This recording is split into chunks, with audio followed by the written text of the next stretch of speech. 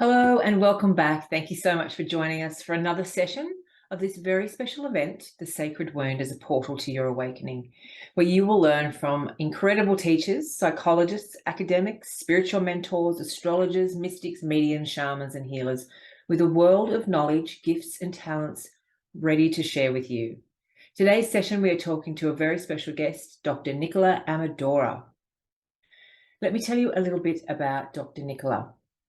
She offers a refreshingly real, holistic, and embodied path as a spiritual teacher. She's a psychologist, trauma Hakomi therapist, writer, and speaker. She's been guiding thousands of people worldwide for 3 decades through retreats, trainings, and sessions. She's the founder of Living Connection and The Deep Feminine Way, and the author of her forthcoming book, Love Unleashed. Please welcome Dr. Nicola Amadora for today's topic, the Holy Soul Fire. Hello and welcome. Hello, everyone, and hello, Charlie. Lovely to have you. I'm going to hand it straight over to you. I know that you have a story you want to share with us straight up. Yeah, I thought of a little story to lead into the theme, but also that addresses so beautiful the sacred wound as a portal. And it's a story, I don't know, maybe somebody made it up, maybe it happened sometime. But it was in a time when the women especially went with their jugs, their clay jugs, to walk a long way to the well and filled up the jug with water and brought it back home as nourishment for everyone. There was a woman who didn't have much money, she was poor, and her jug was broken in certain places. It was chipped and there was the little holes in it. And so the drag was she had to walk many times to the well. But there was something happening with the broken vessel she carried. For every time when she walked the same path along outside the village, up the hill, and filled her jug, and as she walked down, there the drops of water fell, until one day she realized that along the path the most beautiful flowers grew. And it was because of the water that was pouring through the broken pieces of her vessel. Oh, that's so beautiful. I love that.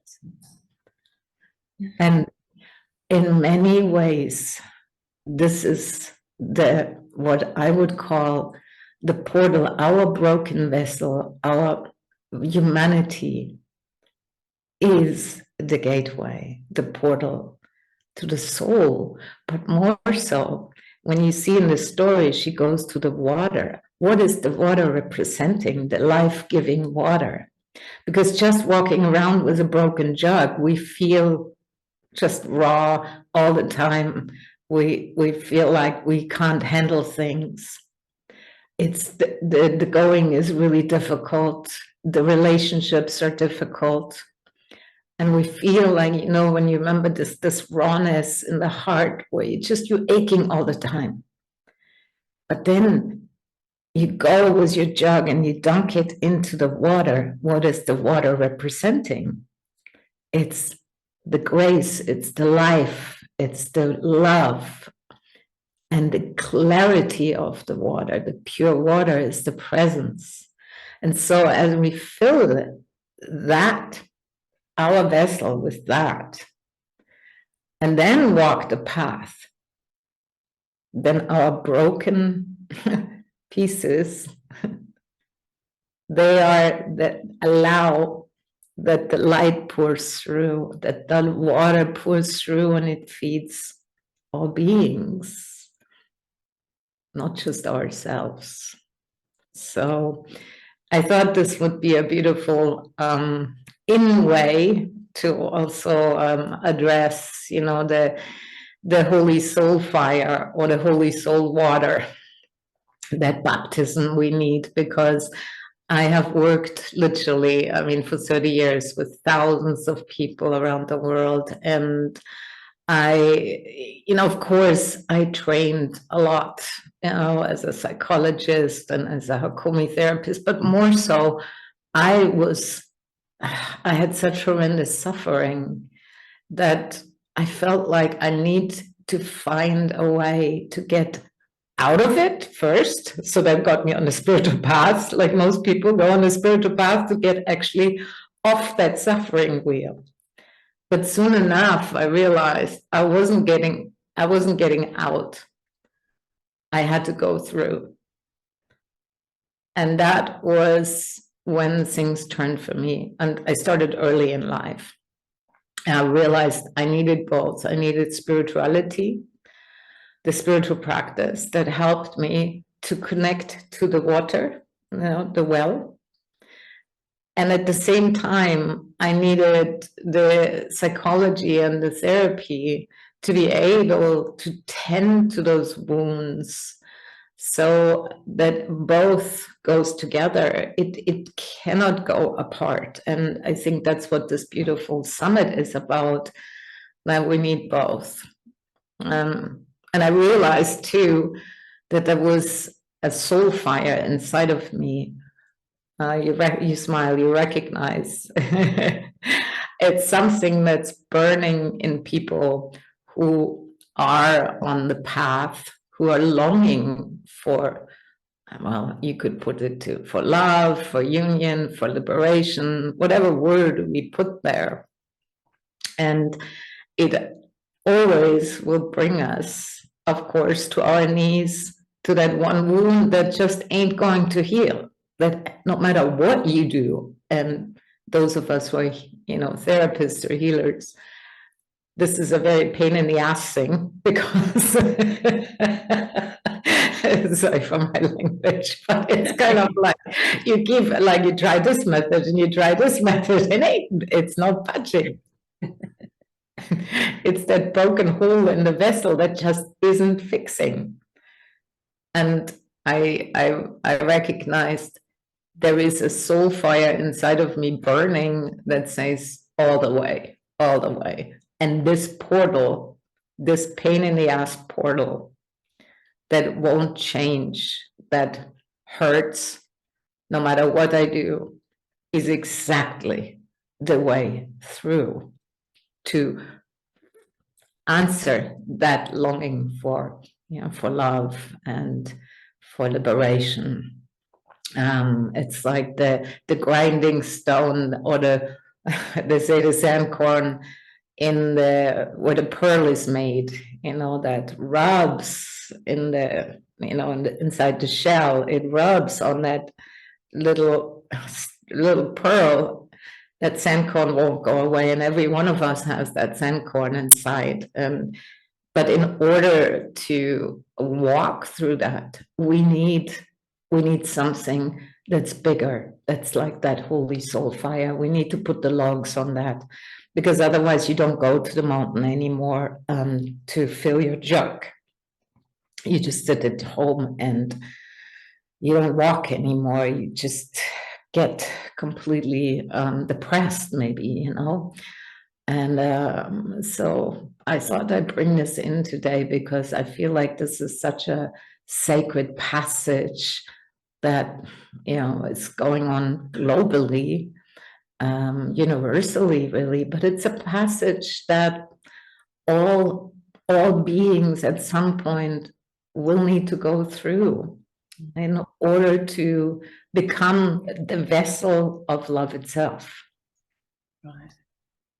Yeah, and you can see it. You can see it everywhere where people, there's a bit of a resistance, isn't there? There's that resistance to walk into that, and it's a scary concept. But so again, I guess, so why is love's fire so important in that path of awakening?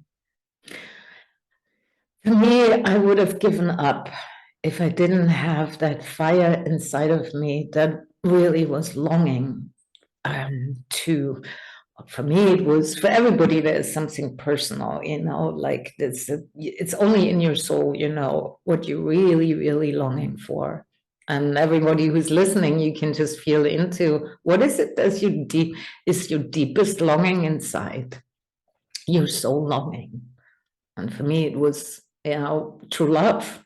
That was it. That put me on fire. And it gave me the courage to say, okay, I will not stop here. Even though I have resistance, like every human being, I think it's normal to have resistance, to go over the edge. It's like you look like you experienced that too, Charlie, right? Very much, yes. I resisted for a very long time. Yeah. And I think there's also something healthy of saying, hey, this is going to dismantle all my structures of survival. Yeah, even though they're lies. And like, for example, the structure of being tightening up, closing up the heart. It's all in order to not experience the pain and the heartbreak we already have. It's already there. But we sit there and like if we make a wall so we don't experience more heartbreak. Problem is your heartbreak is already here.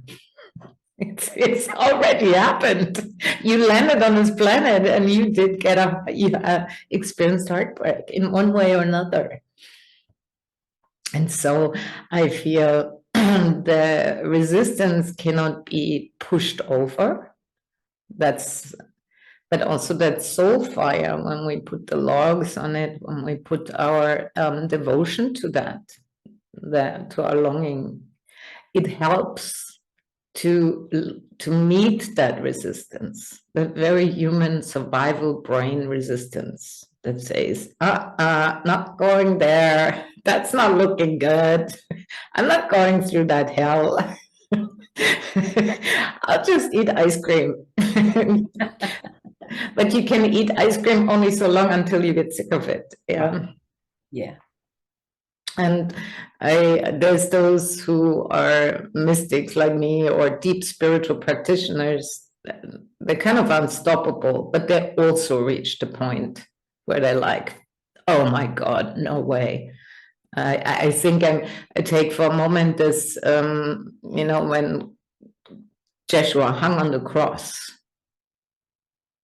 because we all have our own crucifixion in one way, and I don't mean to veer now into Christianity, but there's something really ancient in there, an ancient wisdom. This moment where he also said, I can't do anymore, I'm finished. I mean, and then this surrender of like, I give it unto you.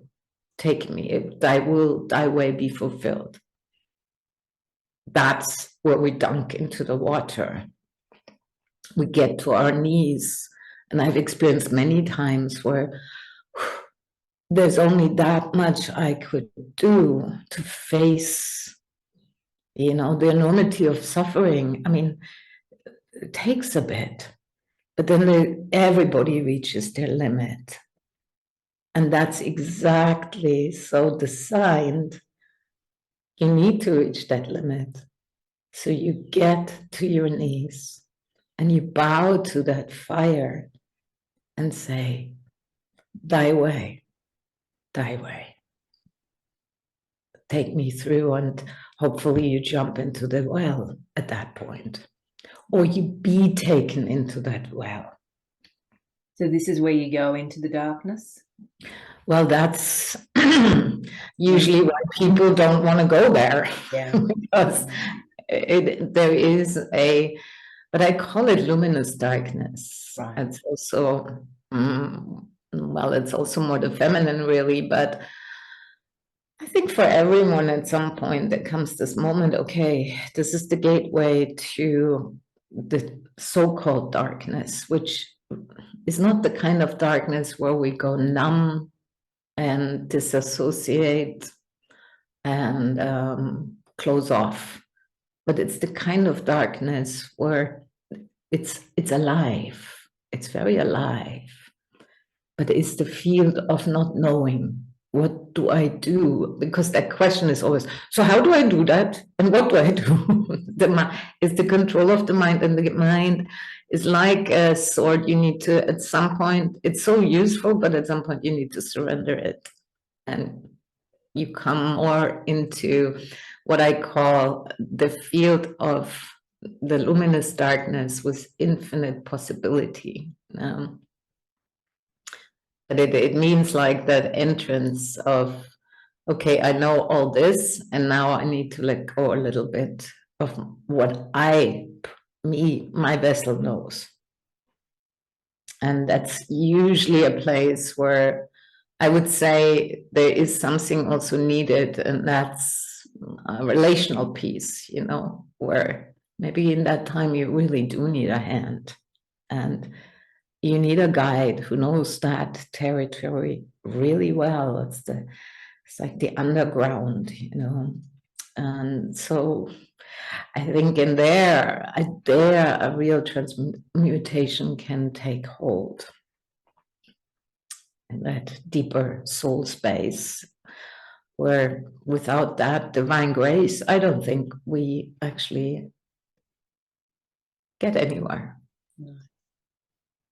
No, absolutely. And that's, I guess that's what drew me to this theme, of this topic as well, because there's so much fear about, as we're saying, the darkness, but I love how you're saying it's the luminous darkness, right? It's the darkness with the gifts, it's the darkness with the light in there, kind of thing. Yeah. And there is that fear about stepping in, but it's the grace that allows you, when you surrender to your humanness, right? To That's all right. the stuff in your head that wants the answers first before you go, then you're given that grace, that divinity. Yeah. It's like when grace touches the suffering, and I would say, for example, let's take grief. Everybody loses something or somebody in their life, whether it's an animal, a friend, a life you had. I mean, it happens. It happens because we live in impermanence. So at some point, there's something is gonna go, and I've seen people how they relate to their grief, and especially as in America, it's very hidden. There's a lot of lots of ways how to deny grief, how to push grief under the carpet, and then put a layer of shame above it too, because you should always be up.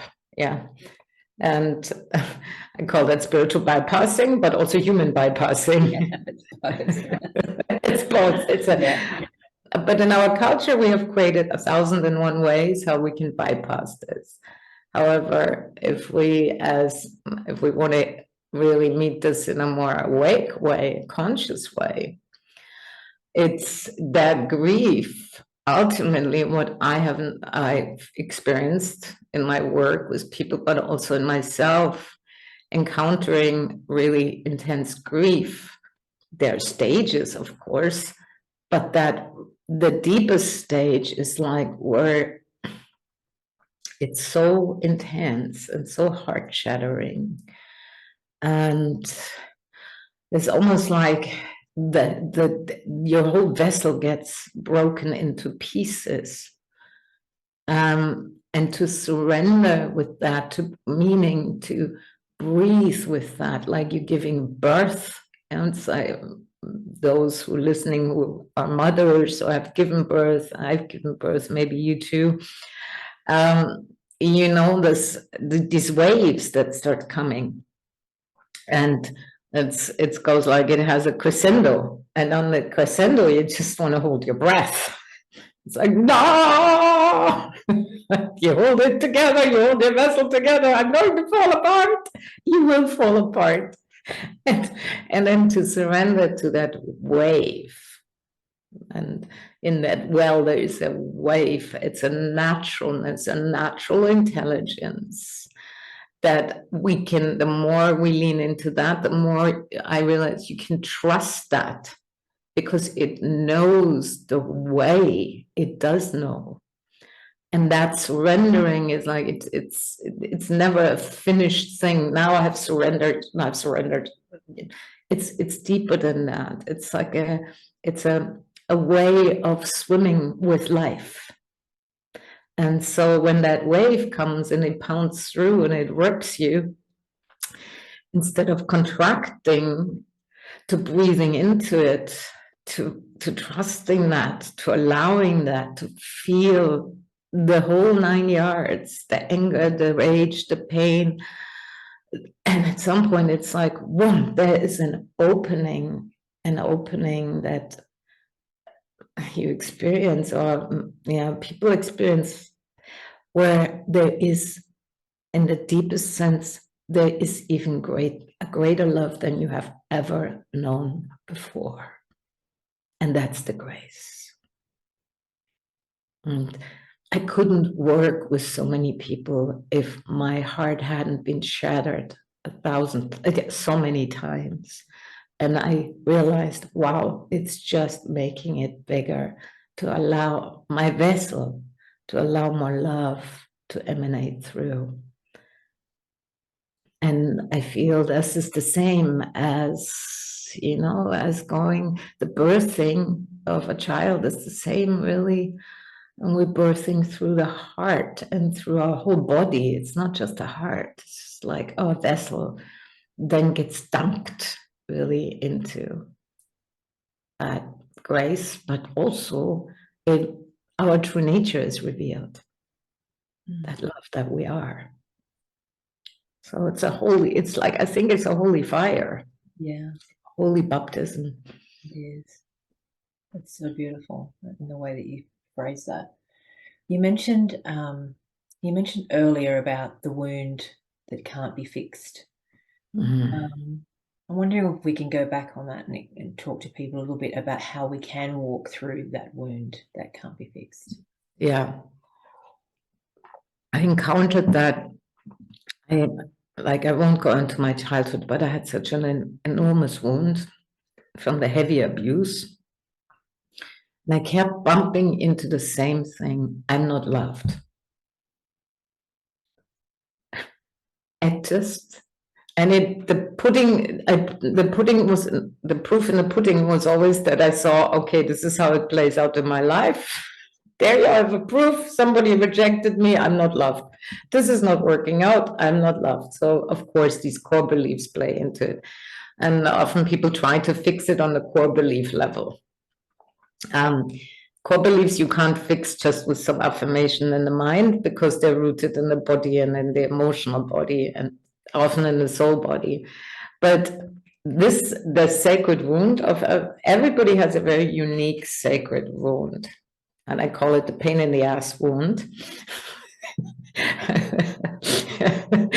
That no matter how many healing sessions you have taken, how many hours therapy, how many years, I sat for 40 years on my meditation cushion. There it was again, my faithful freaking companion.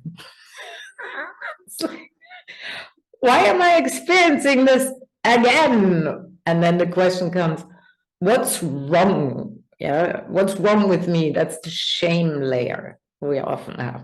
And then you go to different teachers and the different methods, like this is the latest thing, and this will then fix it. I mean, everyone probably has tried this. Yeah. But at the end of the day, your most faithful companion says, hello, I'm still here. You're like, what? After I've done these amazing journeys, these initiations, these therapies, you're still here? How can this be? And if we go deeper than the layer of shame, so shame has to be acknowledged. It's very human. And then go deeper than the looping in the mind. What can I do to fix this? If we dare to follow the soul fire, say, yes, this is my sacred wound. This is the portal of the divine, where through that crack, the water of life will pour through all beings. You may hate that crack in you. Everybody, and if you don't lie to yourself, you don't like it. Of course, nobody likes it. So if we stop trying to fix this, but shift our attitude, yes, this is my sacred wound. This is my portal to my own awakening, to the embodiment of who I truly am, and to the gift that I have come here to offer to all beings to be of benefit. When we take those three things, that's our sacred fire, and to live my mission on this earth, then this portal, so that shift has to occur, because otherwise you cannot say yes to this. This is too difficult otherwise, to really recognize the importance of that deeper shift in the relationship to that sacred wound. And when I did that, I realized, this is where actually through that crack, the love can pour through. But first I had to say yes to this piece of my broken vessel, that hole in my vessel, that just didn't leave me alone, that kept itching all the time. And it did. I mean, I tended to it. I learned to befriend it. All these things you have to learn. It's not something, and you have to let yourself be seen with somebody else, not just to talk about it and to know about it, but to really feel it. You have to recognize that that's not all of who you are, but it's that seeming hole in the heart, at the core. And the mystic tradition, the Gnostic mystic, they call it the nous. Yeah, this is the utter vulnerability. That is your gateway. Your humanity is your gateway into your divinity.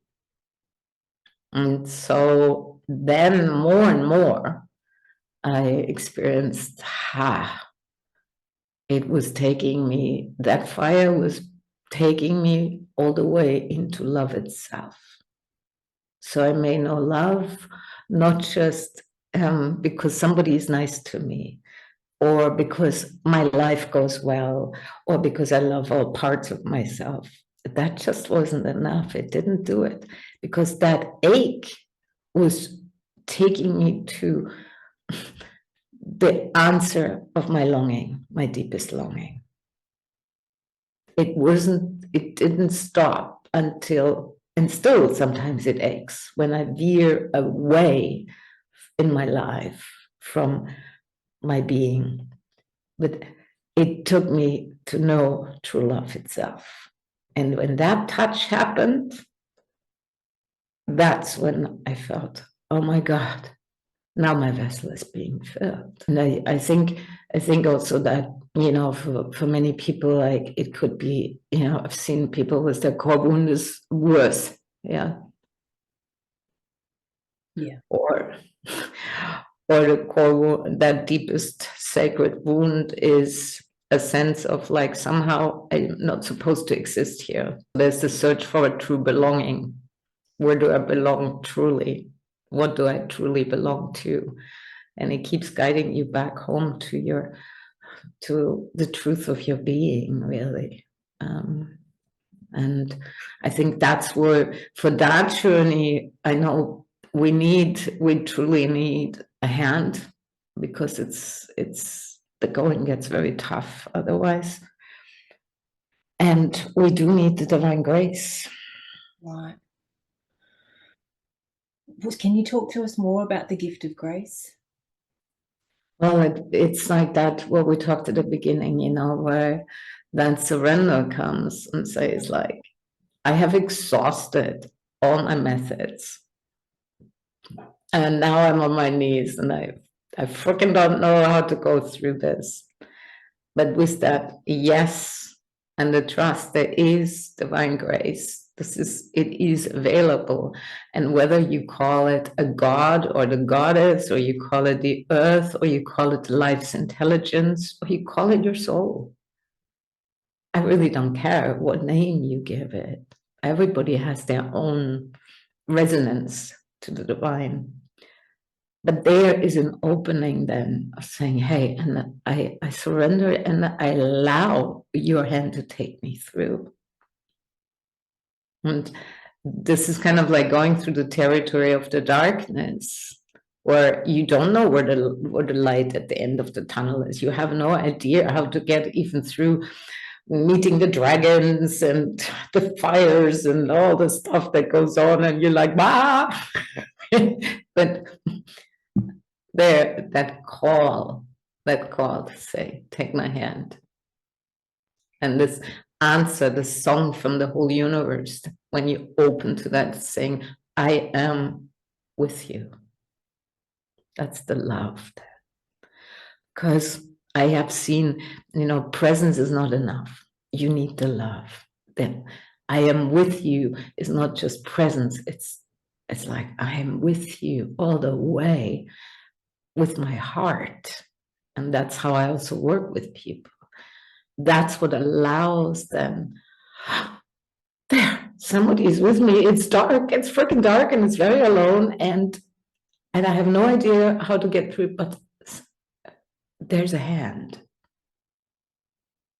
because that plays also into the early childhood wounding, where you were alone in that space when it was overwhelming, when trauma happened. And the real healing starts happening when somebody says, I'm with you, I'm here now. No, there was nobody there. And then it was completely overwhelming. But I'm with you. It helps. Okay, let's walk through hell and let's look at that's some interesting dragons, and wow, there's some gifts in the pot. And I feel at that point, when this started happening for me, I realized I'm not so afraid anymore of pain, but also not so much of joy. I mean, we're often terrified of love itself, because love says, I bring all of you home. Yeah, it's like it doesn't leave out anything. And you're like, oh, I'm finished with this now. Now comes the next layer from some family lineage or from some past life, and you're like, not again. Mm-hmm. I know. Yeah, exactly. So love also, and this too, because everything wants to be drenched by the breath, by the presence, and really by that grace. That well, we're going back to the well. It wants to drench everything. It wants to bring everything home. Like in the Jewish tradition, there's a beautiful word, tikkun. Yeah, you know what it means. Yeah, it's that bringing the soul, that we split the fragmented parts off.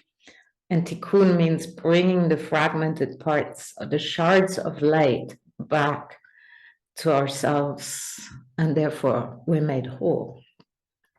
And it's a beautiful, beautiful word, I think, for that. Anything we have split off is going to call at night or in the morning, or during your next meeting with somebody, and say, I'm here, and you're like, shut up. Shove it under the carpet, not today. That's like that voice that's like, I don't feel accepted. And he's like, no. And so it's like this turning to, there is a part of me that's also longing for the water of life. That love, that embrace, that presence, that touch of grace. And in that moment, your vessel just grows bigger and bigger, I would say. And there's far more capacity for compassion, for love, for the embodiment of it. For me, it's very important to embody this stuff, not just know it. Oh, absolutely. We do get into that trap of just learning more and more, but not practicing it right. Yeah, the embodiment makes such a huge difference. Yeah, the walking of it, and you can't embody something unless you walk it. Right. What an amazing conversation we've been having. I've loved every part of this. I'm conscious of the time that we have as well, and I would really love for you to talk about, you have a free gift and you have programs and services, how this free gift really complements what your conversation. Well, this free gift is really simple. It's just helping you to reconnect with the sense that you're loved in the midst of it all. Because often we don't feel anything, we don't feel loved when we're going through the ringer, really. Then I also, I have a book that's forthcoming. I'm going to put that on my website. It's called Love Unleashed, How to Rise in a World on the Edge. That has also a good chapter several chapters on the sacred wound and how we walk through, well, the fires of hell, really. And not just come out alive, but come out thrive. Right. Yes. And and I have several programs online right now. I'm teaching a therapist training and also a spiritual leader training. People can check that out. That would be really wonderful. I'm